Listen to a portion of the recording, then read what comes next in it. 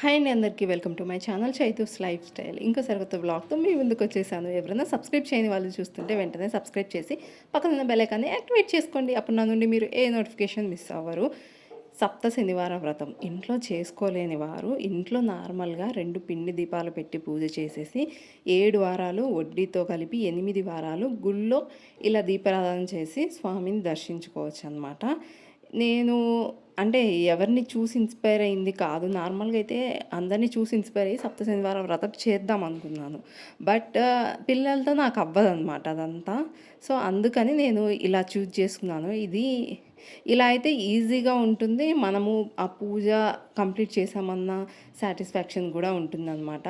ఏది ఎలా చేసినా నిష్టతో, నియమాలతో దేవుణ్ణి మనస్ఫూర్తిగా ఏమంటారో ఆరాధిస్తే చాలండి. మన కోరికలనేవి నెరవేరుతాయి.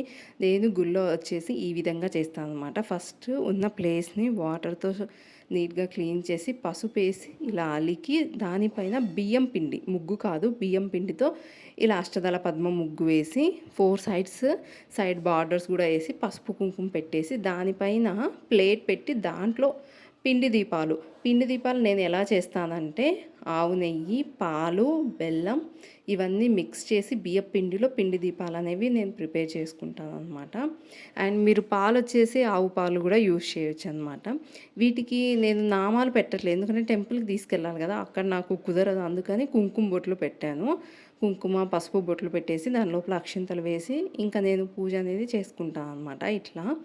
అండ్ మీ దగ్గర తమలపాకులు అవి అవైలబుల్ ఉంటే ఇలా ప్లేట్ కాకుండా తమలపాకుల్లో కూడా పెట్టొచ్చు అనమాట. నాకు అవైలబుల్ ఉన్న డేస్లో తమలపాకులతో లేనప్పుడు ఇలా ప్లేట్స్తో పూలతో మంచిగా అలంకరణ చేసుకొని ఇలా చేస్తూ ఉంటానన్నమాట.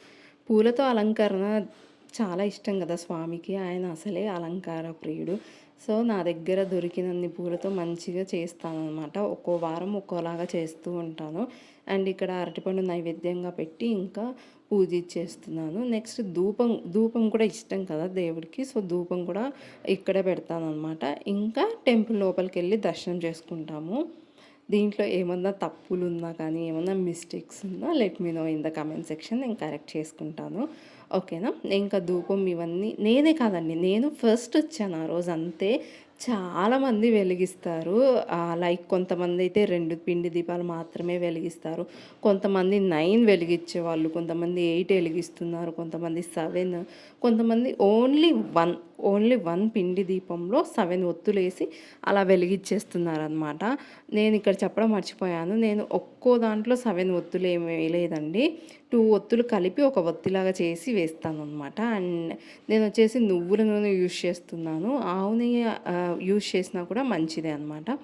సో ఇంకా టెంపుల్ లోపలికి ఎంటర్ అవుతుంటే లెఫ్ట్ సైడ్ ఇలా మొక్కులు చెల్లించుకునే వాళ్ళు ఈ హుండీ ముడుపులు ఉంటాయి కదా, అవన్నీ అక్కడ పెట్టుంటారనమాట. అండ్ స్వామివారు రియల్గా తిరుపతిలో ఎలా ఉంటారో అలానే అనిపిస్తారు నాకు. అటు ఇటు అమ్మవార్లు, మిడిల్లో స్వామివారు, ఎదురుగా గరుడ ఉంటారనమాట. చాలా పీస్ఫుల్గా అనిపిస్తుంది నాకు. ఈ మొక్కు పుణ్యమా అని ఎవ్రీ సాటర్డే ఖచ్చితంగా మా వారు తీసుకొస్తున్నారు టెంపుల్కి. నాకైతే చాలా పీస్ఫుల్గా హ్యాపీగా అనిపిస్తుంది అనమాట. ఇంకా దాని పక్కనే ఆ టెంపుల్ పక్కనే ఆంజనేయ స్వామి కూడా ఉంటారు. అక్కడ హనుమంతుని కూడా దర్శించుకొని ఇంకా ఇక్కడ వార్షికోత్సవాల్లాగా సంథింగ్ ఏదో టెంపుల్ది జరుగుతుంది. ఆ పాంప్లెట్ అనేవి పంచుతున్నారని ప్రసాదం. ముందు రోజు శ్రీరామనవమికి ఇక్కడ కళ్యాణం చేశారనమాట. చాలా బాగా సెలబ్రేట్ చేశారు. మేమే మిస్ అయ్యాం, వేరే టెంపుల్కి వెళ్ళాము. సబ్స్క్రైబ్ చేయరు.